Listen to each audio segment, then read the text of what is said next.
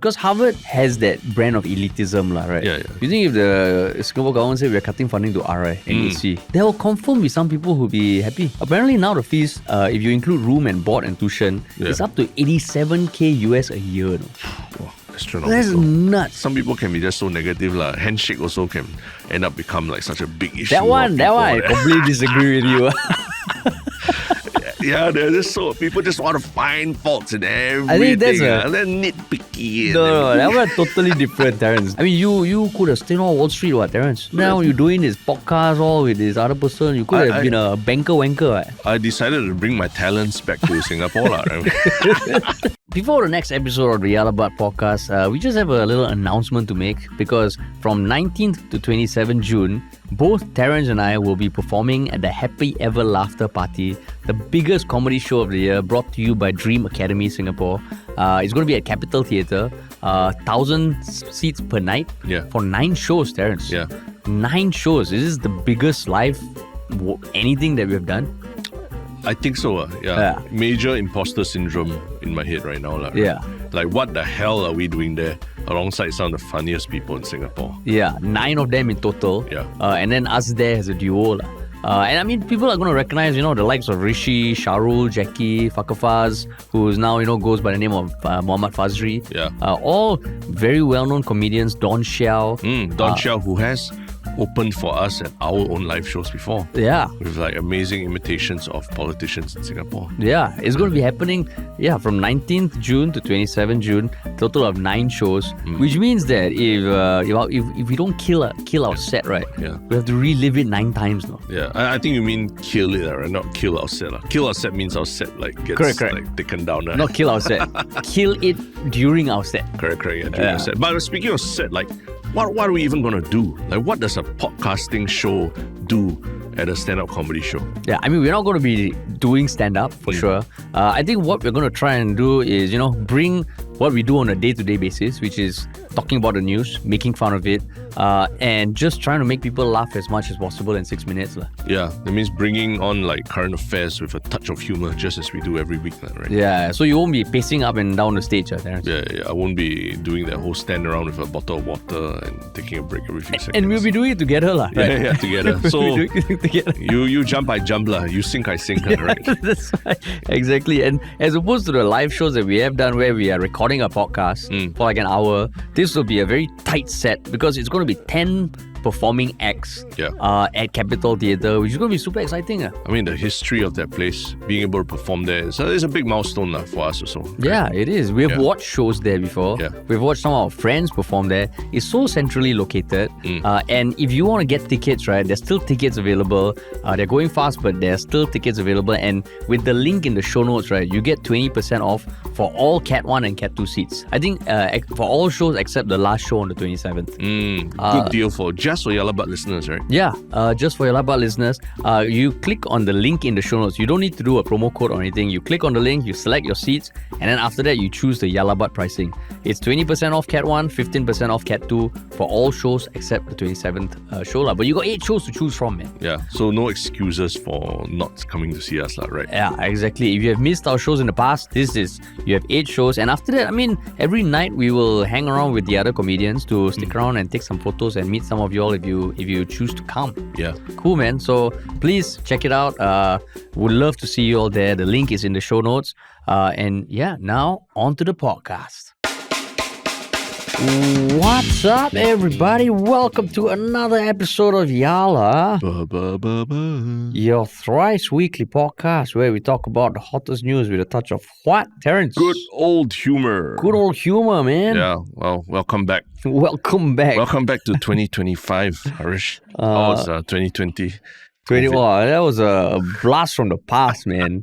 So I mean, finally tested negative. But I mean, just having COVID, it does throw you back to what life was like back in 2020, 2021, even 2022. But this round were the symptoms worse than before? I mean, I can't remember the last time I got COVID. I think it hit me pretty hard then, but this time it hit me a lot harder than I thought it would be. Because, I mean, you saw the news that COVID was going around and there were more numbers. And someone I know got COVID back a few weeks ago, above 70. And she was okay. And your wife got it also, right? My wife got it. I mean, she also got the symptoms bad, but she recovered says a lot faster than you. Yeah lah. I mean, she says I'm dramatic when I'm sick lah, which I was going to ask you lah. So was this a case of COVID or was it like man COVID lah?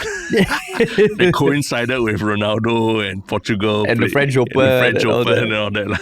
No. It was legit. It was legit. It was legit. And I mean, I think for the first 3 days, I was just like tough to function. So why she say you're being dramatic though? If it was so bad.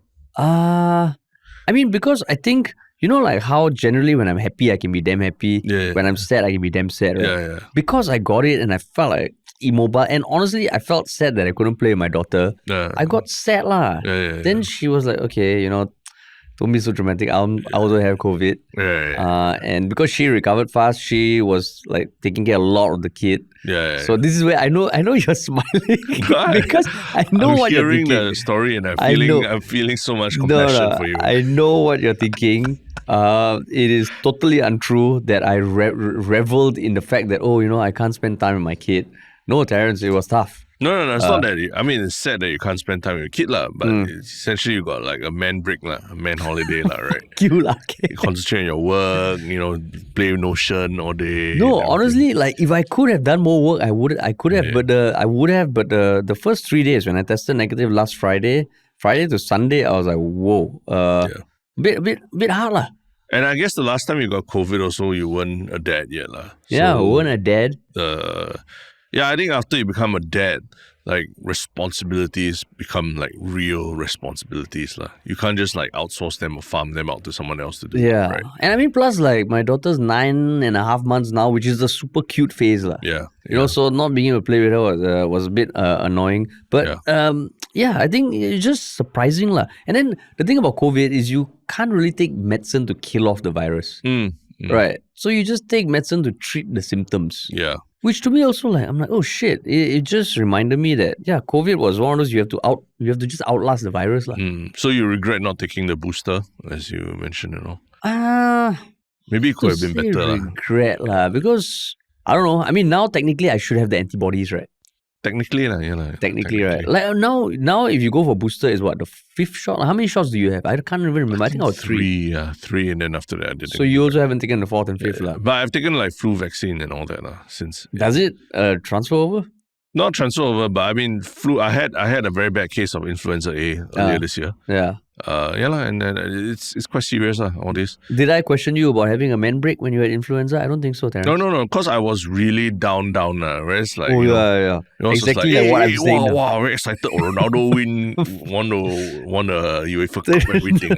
Wow, in French Open, I heard it was damn good. Man, we had a work call that I got on, and it was part of our small talk catch up. See, when you had influenza, I don't think I showed so much compassion. Influenza is very serious. I never say it's not serious. COVID-19.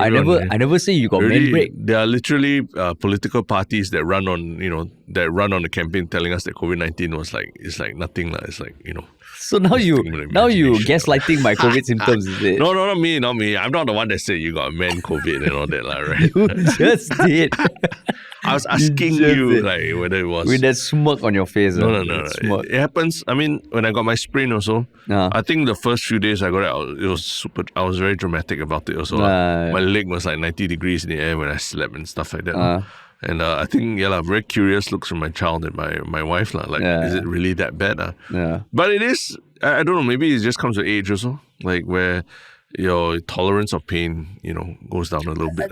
I felt it was less, maybe, yes, the discomfort, the symptoms and all, but it felt like your life just comes to a stop. Yeah. And that is what I found like, which I'm guessing for the ankle also, is like that, right? Yeah. And I think the other thing about my ankle made me realize that, it's so hard to navigate infrastructure in Singapore, if you're trying to take public transport, or even if you take like a taxi or something like that, you get out of the taxi stand, it's still like a 200-meter walk to, within the place that you're trying to go in a mall and all. So it's not easy to get around that way. And I did the full shebang. I got like walking stick and everything. It was. I realized, it's, if we as a society don't care for the people, who are suffering amongst us, right? It can feel very oppressive in a way. life just keeps trying to go on while you are trying to catch up and all that. Yeah, And true. that's what you felt like. Life just kept going on while you were like, oh, I'm stuck at home. I got this line on my COVID test. I can't do anything outside. Yeah, because I mean, literally, we had to push back some recordings. Yeah. Right, Meetings and stuff. some meetings and all, which felt like, oh shit, it's annoying, like. And I mean, yes, you had a sprained ankle, but when you think about the elderly people, like my mom, she can't walk that fast, and when she walks, she gets tired quite easily, like. Yeah. So if the same thing, she has to be dropped off like a certain point that's like a few hundred meters away from the end destination. Because literally, the mall you're talking about is the mall where we had a meeting, but the nearest drop-off point is weirdly like, quite far away, like. Yeah, far away. So just makes you think, man. So any revelations while you're having fever, during your COVID fever? Revelations? No, not really. No revelations. Just carry on. Just waiting to carry on with life again. Yeah, just testing and like, okay, finally. And I mean, I don't know whether there's any truth about how faint the line is, because yesterday mine was a faint line, but today, like, I looked at it from every angle, it was clear. Yeah. But the first day it was dark as shit. So you resume full-on duties already, yeah? More or less. Good. More or less. I mean, I was still bathing my kid the past few days. Oh, okay. But just for a limited time, wash hands and wear masks and all that. I see. But apart from that, a bit hard. Okay. Well, welcome back. So men break over already. Men break over. Men break over. Men break. I already saw French Open, Ronaldo winning. I did not watch the French Open. I did not watch the final of the Nations Cup. I just saw highlights of that, which is a 5-minute video, Terence. Yeah. It's a 5-minute video, okay? So don't give me this nonsense. But your ankle, how? Okay, really. I mean, not say okay, recovering. But I also realized that, I can't compare my pace of recovery compared to what it was like maybe 10 years ago when I last had a very bad sprain. That one I recovered like within a week, man, or something. This one is like taking 2-3 weeks or so. Yeah, of course, not the same circumstances, but I was just thinking back, wow, like you really take for granted how youth is an elixir that allows you to just get through life with no issues. Which is why Ronaldo is amazing, because he won the Nations Cup at 40. It is true, yeah. I appreciate a lot of 40, what LeBron and Ronaldo, Djokovic, they're all doing now in their late 30s, 40, Crazy. Yeah. Crazy.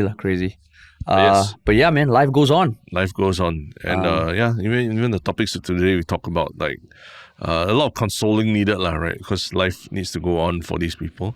But before we jump to that, what do we always tell people? That if you are new to the podcast or you've been listening to us for a while but haven't yet followed us on social media, please check out our Instagram, TikTok, and Reddit channels, because they're all growing nicely. Reddit is booming, is bustling more than ever. And if you haven't even subscribed to us on YouTube or Spotify, please just subscribe and follow. Leave us a review if you can. 5-star rating would be great. Yeah. And if you want to work with us, please email us at contact@ministryoffunny.com or just check out ministryoffunny.com. Our website has undergone some revamps recently. We're really proud of how it looks now, thanks to the team working on it and all. So just check out and just revel in Ministry of Funny / Yellow Butler. Yeah. I mean, got some exciting news coming in the next few weeks. Some stuff we are experimenting with. Yes. But yeah, till then, we're going to keep on cracking down on the news, man. Yeah. Sweet. Unfortunately, there's some people who don't even know what they're going to be doing in the next few weeks, right? Whether they'll be moving countries or anything. And who are this poor group of people? It is the 150 so students, Singapore students who are currently undergraduates at Harvard. I think undergraduates and postgraduates who are kind of unsure about whether or not they'll be able to continue their studies when the academic semester starts in August. Because of the actions of a certain Donald Trump and his administration, where I think the latest is that they have clamped down on Harvard's ability to enroll foreign students, international students, which is affecting like 6,800 plus students, because it's not just Singaporeans. It's all around the world. And the latest news that came out a few days ago was that Singaporean Harvard undergrads, will be able to take up places in local unis if they choose to return. So this was a message delivered by Mr. Louis Tak Yu, who is our ambassador to the US, during a town hall he had with the students on May 30th. So I think basically it's a somewhat guarantee that if they wish to continue their studies at any of the 6 autonomous universities in Singapore, there will be spots for them. Correct lah. Except it's not Yale and US lah, right? Not Yale and US. More Yale and US. Not Yale and US. Yeah, it is NUS, NTU, SMU, SUSS, SUTD, and SIT. Yeah, that's right. So 151 Singapore students in Harvard at this point lah. Yeah. So, lots of things led up to this, but how have you been following this? Because full disclosure, we also studied in the US. Yeah. At Ivy League University, and which is the University of Pennsylvania. So, when you read this, what was going through your mind? You got a feel for the students. I think there was a time some time ago where I think we were all sort of laughing at this particular someone who had been interviewed about the anti-Israel or the protests about Gaza in the US, right? And then there were some Singaporean students who were contemplating not going to the US to study versus staying in Singapore, right? And I think we were all quite of the view that, this shouldn't dissuade you from going to the US, right? Because we experienced it. There's a lot more free speech and a lot more chaos on campus sometimes. But for the most part, generally, it feels quite safe, right? But this latest move is not even about safety or anything. It's literally the US closing its doors on international students, which used to almost be a given at all these institutions, right? That international students are there and, they form a very big part of the community. I think a lot of your friends you met in university were not even American, right? They were like from all over the world. Same for me as well. So I think it's quite a shock for all these students who are experiencing this in Harvard itself. Yeah. And I think on Reddit, whenever these articles are shared, the one sentiment is that, people who go to Harvard are just Nepo babies, rich people, these rich people problems and all that. But legitimately, like when I went to the US, it was not because my family could afford it. Like I happened to get a scholarship. And if I came from a very middle class family and also just labeling. This one is your politics speech. Yeah, when correct. No, because when I see that, I'm like, this is a rich people problem. Of course, any overseas university, even Singapore universities, you will get students who come from very wealthy backgrounds. Yeah. But not every student who goes to a school like this, even though the admission fees, apparently now the fees, if you include room and board and tuition, it's up to 87K US a year. Wow, astronomical. That's nuts. I think at our time it was like 55K US, which is really crazy. Yeah. But I think just labeling it all like that is also not fair. And I believe Harvard still has their policy that as long as you can get in, the financial aid can be quite substantial, even for international students, because it's need blind. What that means is that you apply without worrying about being able to pay or not. And just based on their website, I think even on your household income, sometimes they can offer like full tuition covered, and then they can give you placements for work, working on campus, because I know at our uni I had a friend from Sri Lanka who came from like super, like the first time he flew was on a plane to the university, and he got almost full tuition because he got in because of his own merit. So I think the first thing is like just saying this is a rich people problem, not the fairest So that's one thing, and then the other thing is that for these students, because getting into a school like Harvard, it is really a flex, right? And you can argue that some of them got in. I don't know how donations. I don't know whether that's possible, but getting into Harvard is not easy, right? But I didn't even think about that one article where there were these people talking about maybe not going to the US. Because this was the kinds of things that they were worried about, But that's the thing they were worried about. Back then, they were worried about safety and violence, like between students or between protesters. They didn't think about safety. They didn't think about administration. The US government essentially being the biggest enemy for them. It's a scary thing, right? Just to add to what you said about Reddit, like some comments are like, all I know is those Singaporeans who go Harvard and study there deserve it. Can study at NUS not good enough, is it? Want to extra go Harvard, is it? That kind of thing.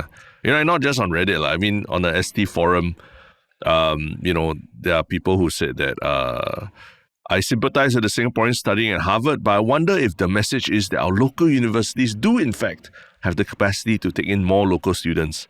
Or is it that our local universities will reduce the number of places available to local students to accommodate the returning US students? So there's this view of like, you made your choice to go to Or Harvard. then come in and take the spots of local. Now got problem there. You want to come back and take spots that were meant for people who, either cannot afford to go Harvard or not good enough to go Harvard. And then now we say, oh, because you're so good, you're at Harvard. Then we reserve spaces for you. So what I'm saying is that this sentiment is not just like some online Reddit troll, but it's like literally being printed in our forum pages of the Straits Times site, right? Yeah. Which I mean, like, I think at first, you can look at it saying that, oh, is this just lip service or something? But I think the message it kind of sends is that it's a nice message, lah. If you're Singaporean abroad getting screwed over by some policies in that country, there will be a place for you at home. Yeah. Right. Yeah. And I would like to think that they wouldn't be taking places of locals who are being enrolled through Singapore. La. Yeah. Because at the end of the day, the amount is not like a huge amount. It's 150, right? So I mean, it's weird that now these people are cast as like the elites coming back and taking places. Almost a bit of internal xenophobia. La. Like you go abroad and then you come back, you're like, hey, you're taking the spot of a local. Yeah. Then it becomes a bit, how local are you? La, Yeah. Class divide already. That's society we're in. Yeah. But I mean, you're just talking about that, the feeling that you're being taken care of as a Singaporean. Yeah. Since you just got COVID also, remember those days when the early days of the pandemic, when there were Singaporeans overseas who were trying to get back home, and then Singapore was chartering SQ flights to get these people home. Yeah. Very nice feeling, right? Oh, I mean, obviously it was very scary, but back then it was like, it gave people the assurance that if you're Singaporean and you're stranded overseas, we'll do our best to come and help you. And everyone stepped up, whether it's SQ and everything, stepped up to do it. And in some ways, they're doing it here. Yeah, like if you're getting screwed over by the government elsewhere, we can find a place for you. But, I mean, it's uncertain, right? Because we're also not sure how the US and Harvard, how the negotiations are going and what will exactly happen by the end of the month. Yeah. But at the same time, like, would you as a student, if you were, studying at Harvard or even, Penn for that matter that you went to, right? And something like that happened and you offered a place at NUS and all that, like, what would your immediate reactions be? I mean, I would be grateful. But I think I would still try to find some place overseas. And, be the sinky that doesn't want to go to local university. Stay in the US, are you saying? I mean, not stay in the US because, even if it's crossing over to another uni, transfers do happen. Yeah. Right? And I can imagine at least some universities being open to the doors, because at the end of the day, universities, they compete for talent, right? If you can get into Harvard, regardless of like whatever you might say about how they got in, you must have some academic potential. Yeah. So I can imagine for other universities, it's like all these people being kicked out by Harvard. I mean, we can take them in. Yeah. So I would imagine there will be opportunities like that. And of course, the same people who wrote those Straits Times forums or Reddit comments will probably be like, look at Harish. Of course, you don't want to come back to Singapore. You need elitist. But to me, I'm like, part of going abroad. Yeah. I feel it's, yes, the academic quality is one thing, but just spending time abroad is, I think, the bigger value, the bigger education that you can get. So I would want to still try. Yeah. For you? I think that's true. I mean, I agree with you on wanting to, spend time overseas. The other aspect of it is that you don't know if you can go back if you come home to Singapore already, right? Yeah. Because now, the whole visa application process, I mean, the US is notorious for their visa application interviews, which are, when you walk in there and they interview you, it's almost assumed that you're a criminal who wants to move to the US, right? Regardless of how rich your family is or, your background. Or even if you're a scholar or anything, the way they interview you is almost like, so you want to come US, is it? Yeah. Tell me more, that kind of thing. Yeah, literally like that. So it is actually quite cumbersome, all these visa issues and all that to get into the US, right? And if you leave, you're not entirely certain whether you can go back. So, like you, I wouldn't I mean, it's good that there is this safety net, as people label it. but there's also a risk in taking on this safety net and then, sort of just abandoning the whole idea of a US education entirely. But You might not get a chance to go back. But would you want to stay in the US? I mean, yeah, definitely. You want to continue where you are, where your friends are, correct. at the university and all that. But I think looking at some of the other universities and what they've done, like I think Columbia in March, they acceded to some of the demands of the administration and all that. That's also quite disappointing to see, I think, for students, for students to see that the university is capitulating so easily to the government. But again, there's their war to fight, right? Yeah. And that's something I also learned that, something that we learn as Singaporeans, right? There's a lot of wars going on around the world. Yeah. How involved do we want to get into it, right? Yeah. How involved do you want to be? And as a student, do you want to join this protest because your friends are there and things like that? Yeah. You have to be quite careful about it. Yeah, and I mean, for context, like what you said about Colombia and all, the history of Trump against Harvard has been happening since the start of the year, since he took over, because I think it was last year when protests started erupting on US universities, right? Yeah. At Columbia, at Harvard. So as early as January 29th, Trump issued an executive order to combat anti-Semitism on campuses. So basically to direct federal agencies to monitor alien students and staffs, basically foreigners. So then from March to April, they began revoking student visas, especially from pro-Palestinian activists. 1,000 to 2,000 visas were cancelled by mid-May. Also in April, the Harvard rejected the first request by the Trump administration to audit a bunch of shit. And I think there was a threat to freeze the grants, which in the end, the Trump did. I think over 2 to 3 billion in grants. And that's the time, I think, when Colombia ceded to the request of Trump to not have some of their funding frozen. So then in May, the Department of Homeland Security Secretary Kristi Noem revokes the ability of Harvard to enroll international students.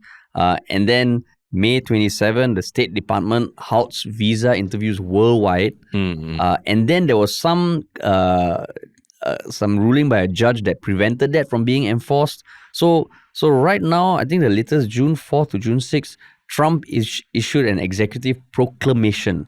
I'm not so sure what that is compared to an executive order, but basically doubling down on preventing foreign students from coming to Harvard. So I think when you hear Vivian Balakrishnan talk about this and all, he is negotiating with his US counterpart because he just finished a 4-day trip in Washington DC, and I think they're trying to find a best case scenario. But the tricky thing here is, and why the students are caught in limbo, is because we don't know what's going to happen in the next few months. Yeah, I think Harvard has the end of June to get back to Trump's administration with some requests. I think one of these is even like social media vetting. No? Yeah. And the records of all the foreign students, everything to hand it over. And videos of who participated in the Palestinian protest. Yeah, correct. Yeah. So I don't know whether Harvard will see to that. Yeah. I agree that when Columbia did that, it was a bit disappointing.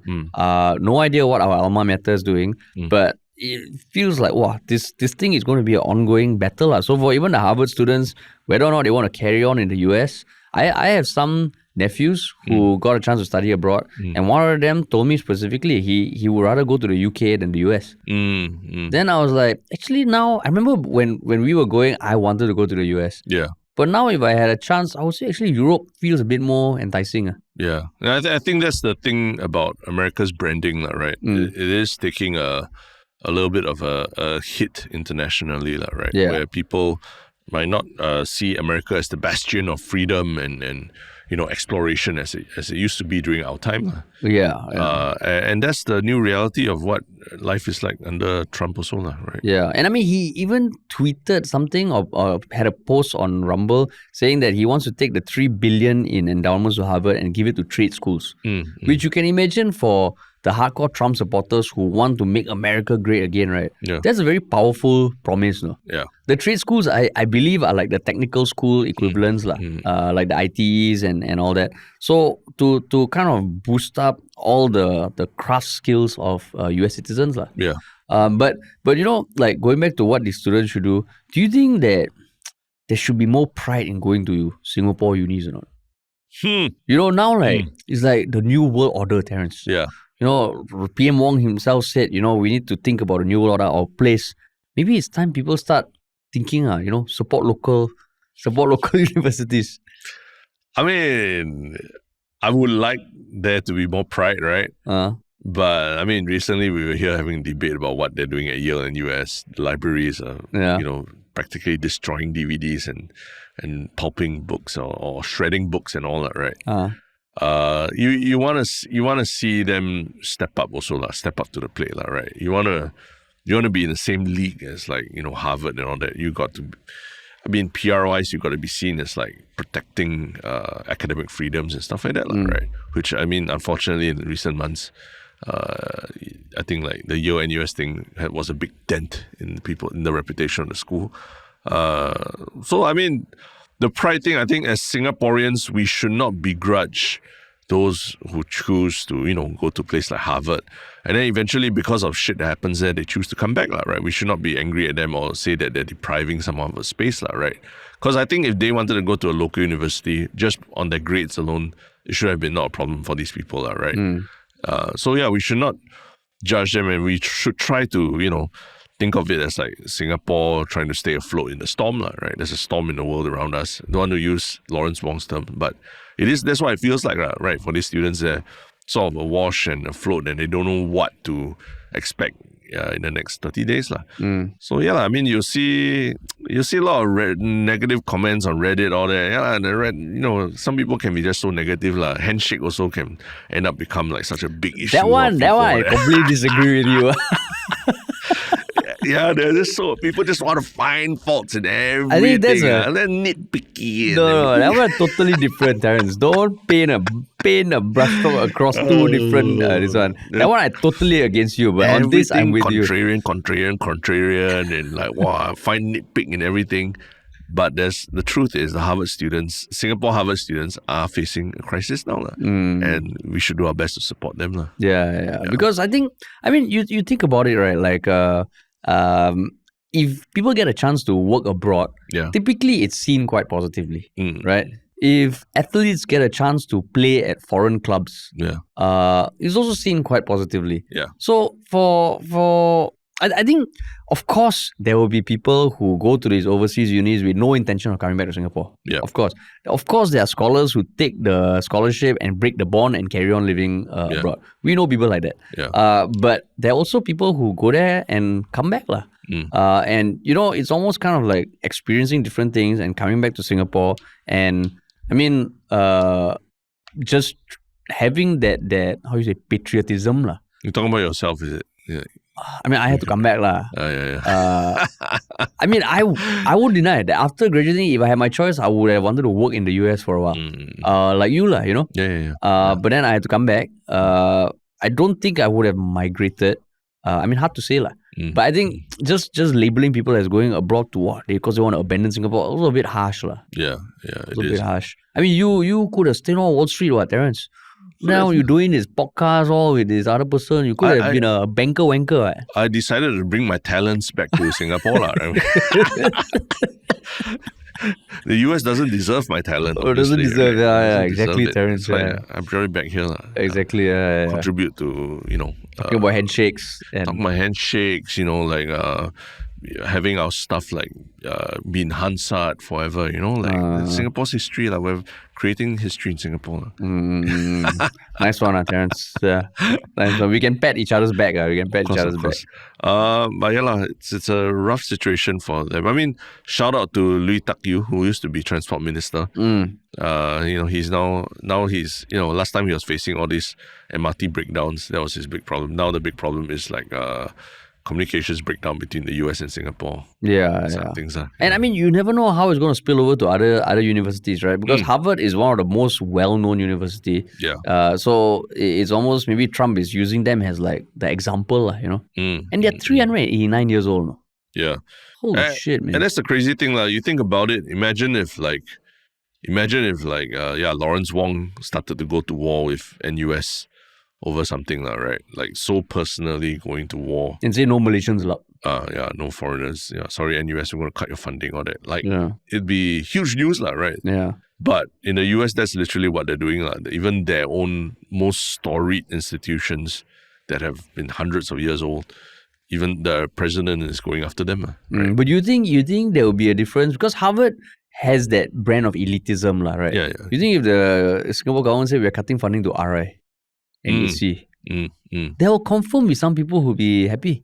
Yeah, definitely. Definitely. Yeah. I mean, like I said, there'll be always these people who have these comments and all that, right? Yeah. But the last thing you want to see is your own government taking on your own education institutions, right? Yeah. What the hell is going on there? Then who is who are producing the best and brightest of the country and nurturing the research and the best R&D for everything, right? Yeah, it's kind of crazy. Tricky man, students. But yeah, it's a very tricky situation, cross borders and everything. But here in Singapore, closer to home, there's also some quite interesting developments between Singapore and people across the border, right? Yeah. That I think it was quite a surprise to everyone yesterday when this was announced. What was this? The announcement that Singapore and the Johor Regent, Tunku Ismail, are going to be swapping land plots near the Botanic Gardens. Yeah. And this is a 13-hectare plot of land that will come into our government's possession. And while the Tunku Ismail will receive a 8.5-hectare piece of land near the plot, which he can develop. Yeah. So, I mean, it's one of those things. The exchange involves the freehold land in Tyersall Park, which has been privately owned by the Johor royal family since the 1800s. Yeah.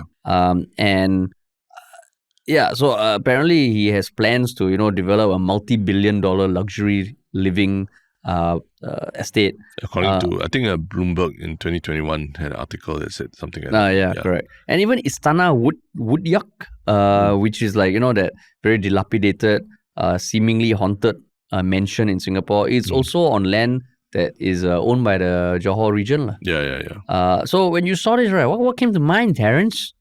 I mean, I always knew that the Johor region had a private plot of land in Singapore, right? But I think when this news was covered and then they talked about the size of the land and all, then things started to come to place. The pieces started to fit together about how massive this land is. So the land that he owns, the original plot area of land that he has, right? Yeah. Apparently, it can fit Universal Studios Singapore inside. That's what I'm talking about. A whole bloody theme park could fit inside that plot of land. So this is a hectare, right? Not an acre, right? Hectares, yeah. Okay. So they've owned 21 hectares of land near the Botanic Gardens for that long, and they can fit Universal Studios inside, right? And the idea of this swap is to just allow, because once he swaps the land, the new piece of land that he has will be slightly further away from the core of the Botanic Gardens. So if there's any development, it hopefully won't affect the UNESCO World Heritage status of Botanic Gardens. But they say it's a smaller plot of land, right? But they say it's equal value. They traded 13 hectares for 8.5 hectares. Yeah. But that whole area is come on, it's prime land in Singapore. You build a GCB there, it'll sell for 88 million for sure, right? Yeah. It's the plot of land in Singapore. So the fact that he has they have this Universal Studios size of land there was quite shocking. When they give this kind of context to it, then you're like, oh my God, they're basically playing Monopoly here, right? It's just let's swap land parcels, that have been owned for generations, everything. We are just pawns in this game of Monopoly already, right?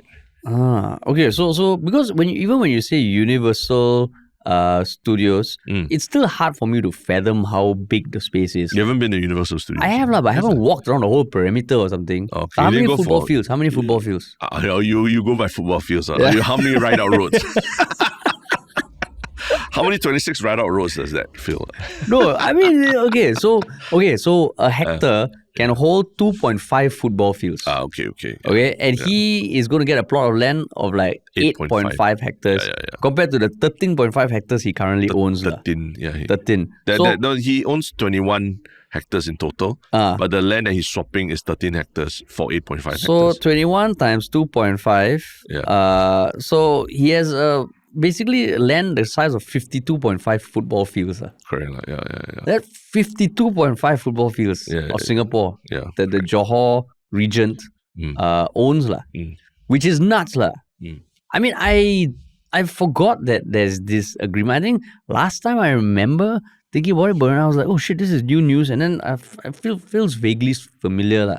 But I didn't know it's that big.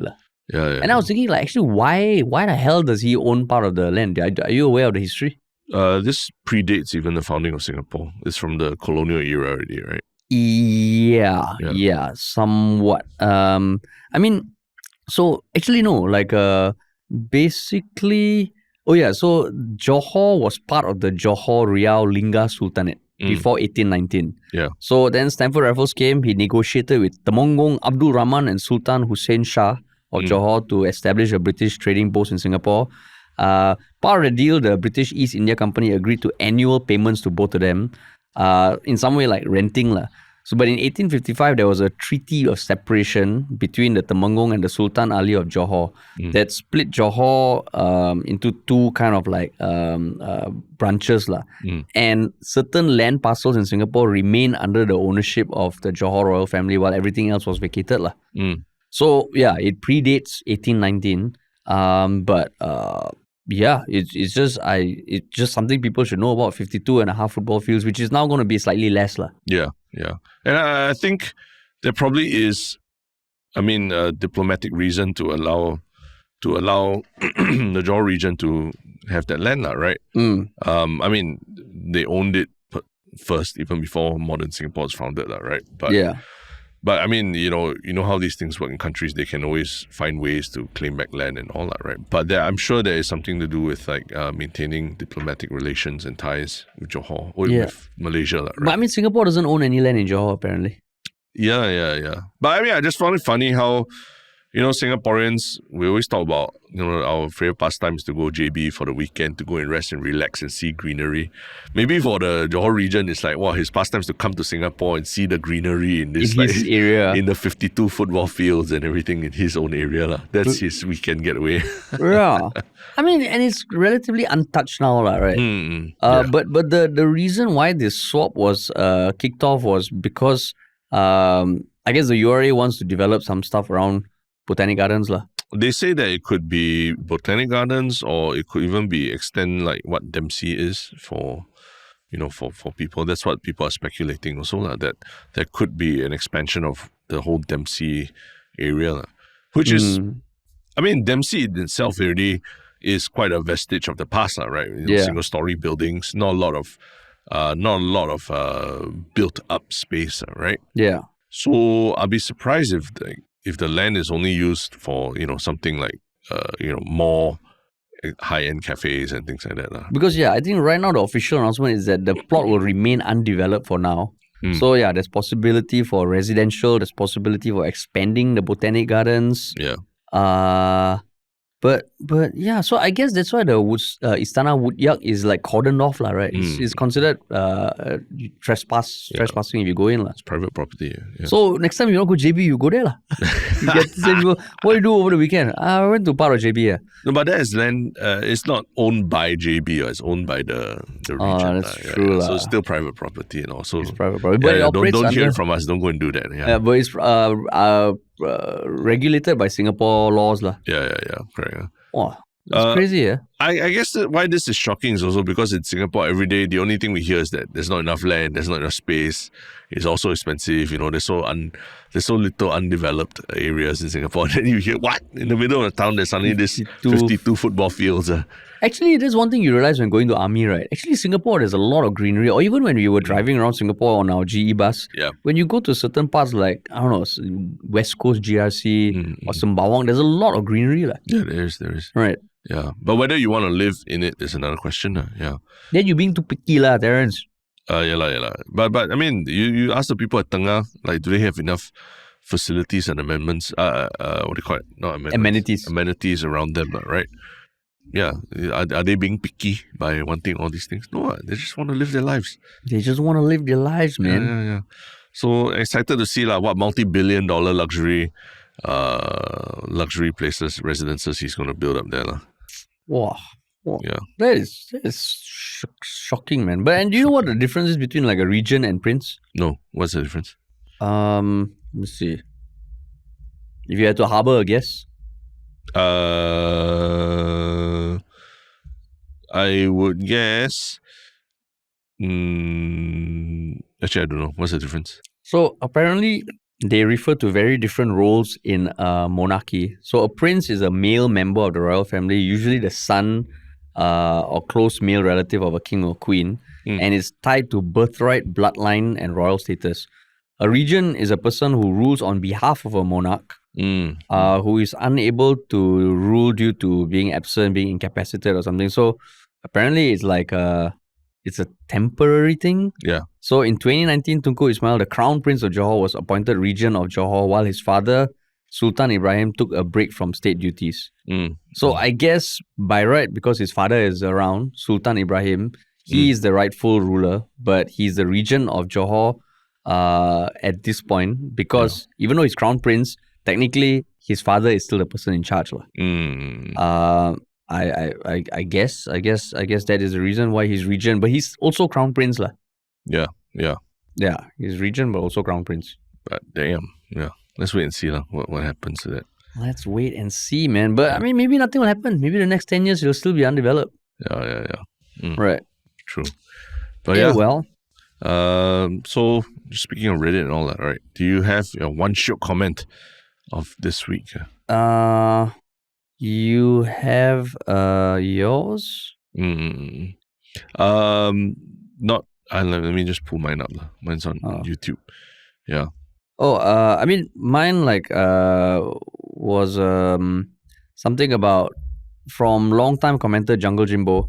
I mean, he pointed out that, as I was going through that one Shiok comment from the last week where that person pointed out the four the various strategies or concepts within the rhetoric, right? Which is what that person messages about our whole persuasion debate. I only mentioned two of the four. So basically, he went on to describe all four. And for people listening, the art of persuasive communication, which uses a bunch of strategies and concepts. They include logos, which is logic, ethos, credibility, pathos, emotion, and kairos, timeliness. So basically, I think I only mentioned logos and ethos, but I missed out on pathos and kairos. So I mean, thanks for filling in the gap. Cool, man. My one Shiok comment is a comment on episode 672 where we spoke to Joshua, the civil engineer, right? About building and tunneling in Singapore. So the really nice comment that we got about it was that this is so inspiring. I never realized the depth of an engineer's work. It truly highlighted how much engineers shape our world, a field that's often underappreciated. They absolutely deserve recognition for all their hard work. Thanks for the insights. So that's Hello, I'm Fab. And actually, I really enjoyed the conversation with Joshua a lot, right? And I would urge people, you might think that engineering is not the most exciting topic in the world. Actually, I felt like his explanations made things quite relatable, right? For all of us, the rest of us who are just using bridges and things like that and not thinking about how or why they were designed that way. Yeah. And I mean, as someone who, studied engineering, yes, it was nice to know, actually what a professional engineer does. I see. Yeah. Nice. Cool. And what about you? What about your one Shiok thing, man? My one Shiok thing is actually a video by Neil deGrasse Tyson on Star Talk again, where he talks about the concept of the Golden Dome that I think Trump was alluding to in the US, where he wants to build a missile defense system called a Golden Dome around the US to prevent any missiles coming in from enemies attacking the US, sort of like the Iron Dome that Israel has, right? And I think Neil deGrasse Tyson obviously has his political views, but he talks about, his video asks, is this really the best way to protect the United States? And he talks about, thinking about a place the size of the US, like is it possible to build a dome that would protect them from missiles in every direction? And I mean, you watch the video, it's quite interesting because he talks about the science of ballistic missiles and everything, right? But the big question he does ask is, isn't it, when you talk about using a dome to protect the US, right? Isn't it implicit in that thinking is that you have enemies coming from all directions? And doesn't that make you worried a little bit about where the current state of the US relations with the rest of the world are, right? As opposed to, obviously, you have missile defenses pointing at your enemies, right? Like kind of how you point your guns at your enemies, but you don't point them everywhere, right?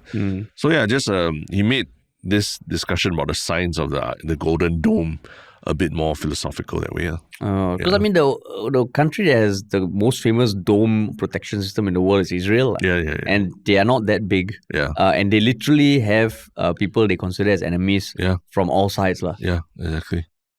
Yeah. Wow. I mean, for the US, that'll be insane, man. And part of that also involves like stuff in space, right? Yeah. I mean, ultimately, because ballistic missiles go at a suborbital level, right?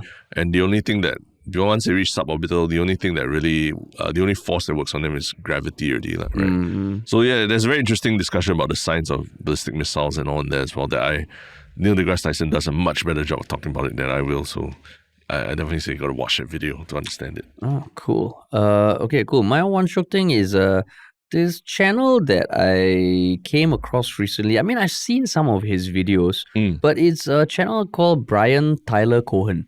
Okay. He's basically like a commentator on US politics. Seems pretty impartial. And I mean, his content, he puts out a lot of content. He's got a huge following. He's 4.44 million subscribers, and puts out videos quite often every day. And sometimes it's just him talking to the camera. And 9-minute videos, 12-minute videos reporting on what's happening in the US. He's also done a bunch of high-profile interviews with all the politicians you can imagine. And if you look at his background, right, up till 2018, he was kind of like doing small film and television roles, doing a bit of freelance web development, screenwriting. But 2018 was when he started posting political content about politics in the US. And he blew up. And now he has a podcast and I mean, feels like a pretty respectable show. Yeah. He's written a book, New York Times bestseller, and it's just one of those stories where it feels like, he also has no formal journalism training, no political science background or anything, but just feels like, hey, actually, in some way, what we are trying to do here, you look at someone like him who has built like almost like such a strong brand, quite cool. And you see his videos actually quite can be very critical of both the Republicans and the Democrat. Yeah. Which is quite refreshing. Have you seen his videos before? Does it look familiar? Never heard of it, no. Yeah, it's not bad, man. Yeah. Not bad. So yeah, interesting to try and learn from. Interesting. Cool, man. Cool, awesome. Yes, I mean, second episode of the week already. Second episode of the week. Yeah. So momentum is back. Yeah. And remember, if you enjoyed the podcast, please follow us on all our social media. Check us out on Reddit as well, which is great. And if you want to work with us, email us at contact@ministryoffunny.com or just go to the website ministryoffunny.com. Awesome. Thanks for listening, everybody. And we'll talk to you all soon.